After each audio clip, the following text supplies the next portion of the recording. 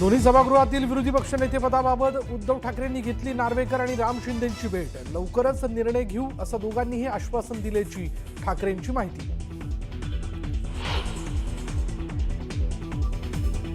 गुलामानी प्रतिक्रिया द्यायची नसते हे त्याला सांगायला पाहिजे आणि गांडूळ आणि फणा काढण्याचा प्रयत्न करायचा नसते।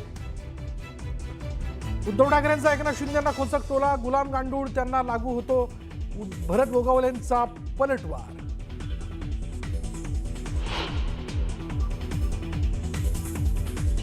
आता सभागृहात आमदार उपस्थित असताना मंत्री आगाने तर बिबट सोडा त्याच्यावर।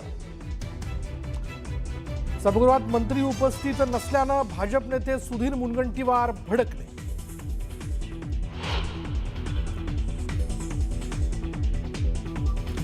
मुंबईत महायुतीत राष्ट्रवादीला सोबत घेण्यास मलिकांमुळे अडथळा। मलिकांच्या नेतृत्वाखाली राष्ट्रवादीसोबत आम्ही कोणतीही युती करणार नाही। मलिकांच्या नावाला तीव्र विरोधाच्या भूमिकेवर भाजप ठाम। तपोवन परिसरातील वृक्षतोडीला हरित लवादाची स्थगिती। तपोवन परिसरातील एकही वृक्ष तोडू नये आणि वृक्षतोडीबाबतचा अहवाल तात्काळ सादर करण्याचेही आदेश।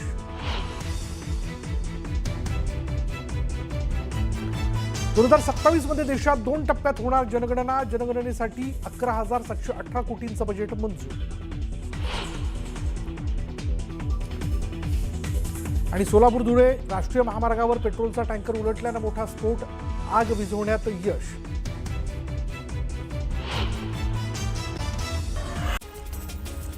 देशात 2027 मध्ये जनगणना करण्यात येणार आहे। 2 टप्प्यात ही जनगणना केली जाणार आहे। केंद्रीय मंत्रिमंडळाच्या बैठकीत हा निर्णय घेण्यात आलाय।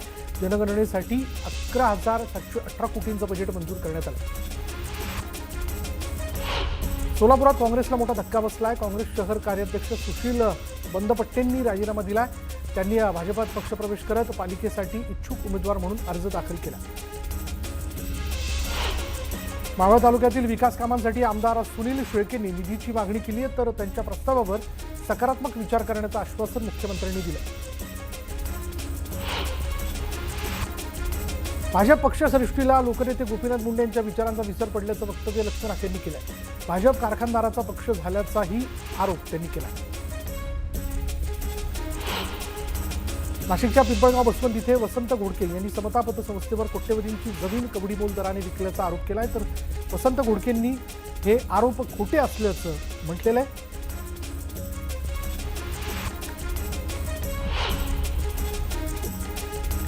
शशिकांत सावंत यांना श्रमजीवी जीवन गौरव पुरस्कार प्रदान करण्यात आला।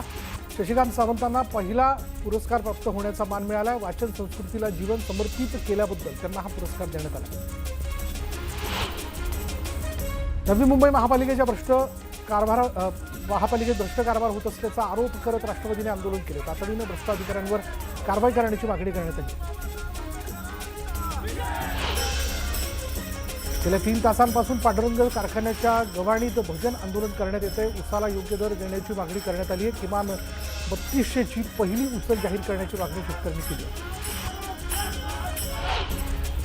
नांदेड जिल्हाधिकारी कार्यालयासमोर भाजीपाला विक्रेत्यांनी आंदोलन केलं। आठवडी बाजार पालिकेनं उठवल्यानं विक्रेत्यांनी विरोध केलाय। तातडीनं विक्रीसाठी पर्यायी जागा देण्याची मागणी करण्यात आली। मनमाड इंदूर नवीन रेल्वे मार्गासाठीच्या जमीन अधिग्रहणाला शेतकऱ्यांनी विरोध केलाय। जमिनीचा मोबदला कमी असल्याचा आरोप शेतकऱ्यांनी केला। तातडीनं जमिनीचं अधिग्रहण थांबवण्याची मागणी करण्यात आली। काशीगाव पोलिसांनी 2,23,000चा अपहार उघड केला। या प्रकरणी पोलिसांनी दोघांना अटक केली आहे। त्यांच्याकडून संपूर्ण मुद्देमाल जप्त करण्यात आला। केसनंद वाघोली शिव रस्त्याची दुरावस्था झाली आणि यामुळं वाहनधारकांना नाहक त्रास सहन करावा लागतोय। तातडीनं रस्ता दुरुस्त करण्याची मागणी करण्यात आली आहे। पिंगळी ते पळसा रस्त्याचं काम निकृष्ट असल्याचा आरोप नागरिकांनी केला। तातडीनं ठेकेदारावर कारवाई करण्याची मागणी करण्यात आली आहे, तर दर्जेदार रस्ता बनवण्याची मागणीही करण्यात आली आहे। नायलॉन मांजा थांबवण्यासाठी शहर पोलिसांनी अनोखी शक्कल लढवली आहे। पोलिसांकडून नायलॉन मांजा थांबवण्यासाठी ड्रोनच्या माध्यमातून जनजागृती करण्यात येते, तर वापर करणाऱ्यांवर कारवाई करण्यात येते। राष्ट्रवादीसोबत महायुती म्हणून मुंबईत निवडणूक लढण्यास नवाब मलिकांमुळे अडथळा निर्माण झाल्याची सूत्रांची माहिती. भाजपनं मलिकांच्या नावाला कडाडून विरोध दर्शवला तर राष्ट्रवादी मलिकांच्या नेतृत्वात मुंबईत लढणार असल्याची माहिती आहे. राष्ट्रवादी जर मलिकांच्या नेतृत्वात लढेल तर भाजपचा विरोध असेल असं स्पष्ट करण्यात आलं.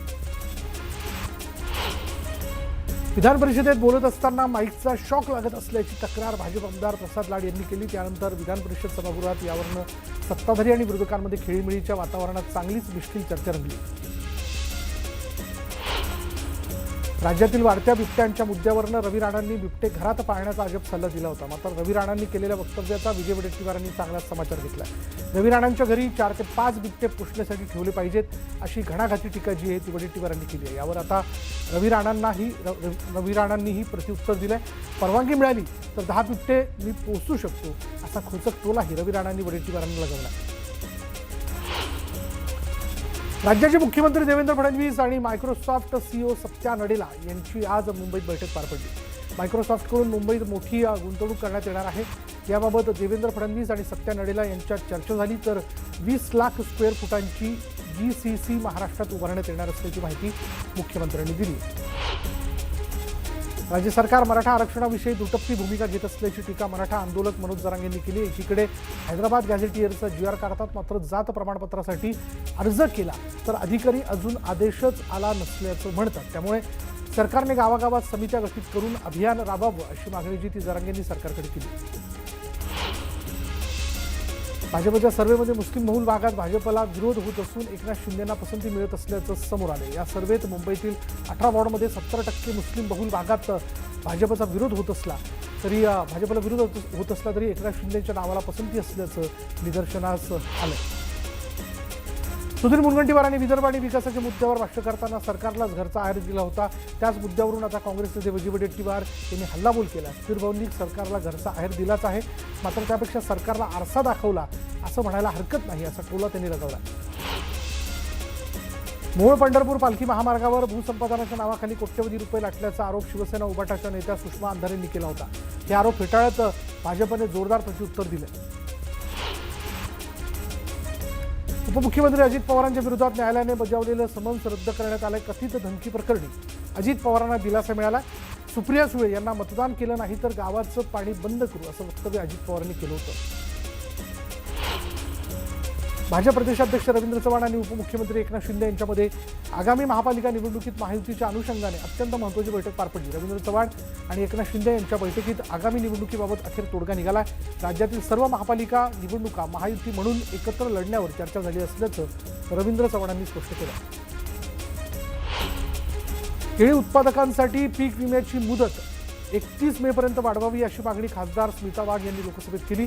अतिवृष्टीमुळे केळीचं मोठं नुकसान झालंय तर सध्या बदलत्या वातावरणाचा केळीला फटका बसतो. त्यामुळे पीक विम्याची मुदत वाढवण्याची मागणी स्मिता वाघ यांनी केली. खासदार श्रीरंग बारडेंनी लोकसभेत मावळ मतदारसंघातील रेल्वे प्रकल्पातील गंभीर मुद्द्याकडे केंद्रीय रेल्वे मंत्री अश्विनी वैष्णव यांचं लक्ष वेधलं. तळेगाव उरळी कांचन या प्रस्तावित रेल्वे मार्गामुळे अनेक गावांमधली घरं आणि शेतजमीन बाधित होणार असल्याचा मुद्दा खासदार बारडेंनी लोकसभेत मांडला. शेकापच्या चित्रलेखा पाटील यांनी मंत्री भरत गोगावले यांच्या विरोधात वापरलेला कॅश बॉम्ब फुसका असल्याचं म्हणत भरत गोगावलेंच्या मीडिया टीमने नवा व्हिडिओ जारी करत चित्रलेखा पाटलांचा दावा फोल ठरवला.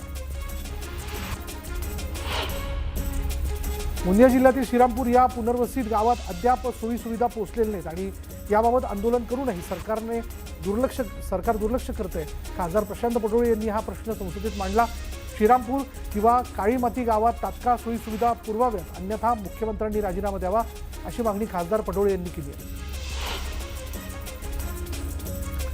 छत्रपती संभाजीनगरच्या महापालिका निवडणुकीसाठी शिंदेंच्या शिवसेनेकडून उमेदवारी अर्ज वाटप केलं जात आहे. पक्षाच्या कार्यालयात इच्छुकांची मोठी गर्दी दिसून येते आणि खासदार संदीपान भुमरे आणि जिल्हा प्रमुख राजेंद्र जंजाळ यांच्या उपस्थितीत उमेदवारी अर्जाचं वाटप करण्यात आलं.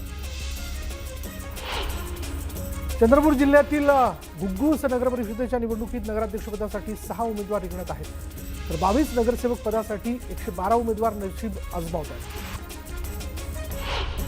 पिंपरी चिंचवड महानगरपालिकेचे प्रशासक श्रावण हर्डीकरांनी महापालिकेच्या स्थायी समितीच्या बैठकीत अनेक महत्त्वाच्या प्रशासकीय आणि विकास कामांच्या प्रस्तावांना मंजुरी दिली. यावेळी मुख्य अभियंता, वैद्यकीय अधीक्षक यांच्यासह विविध पदांवरील बढतीच्या प्रस्तावाला हर्डीकरांनी अनुमोदन दिलं. शरद पवारांच्या 85व्या वाढदिवसाच्या निमित्तानं उपमुख्यमंत्री एकनाथ शिंदे यांनी शरद पवारांना फोन करून वाढदिवसाच्या शुभेच्छा दिल्या. उत्तम आणि निरोगी दीर्घायुष्य मिळावं आणि तुमचं मार्गदर्शन आम्हाला सतत लाभावं अशा शब्दात शिंदेंनी पवारांना शुभेच्छा दिल्या.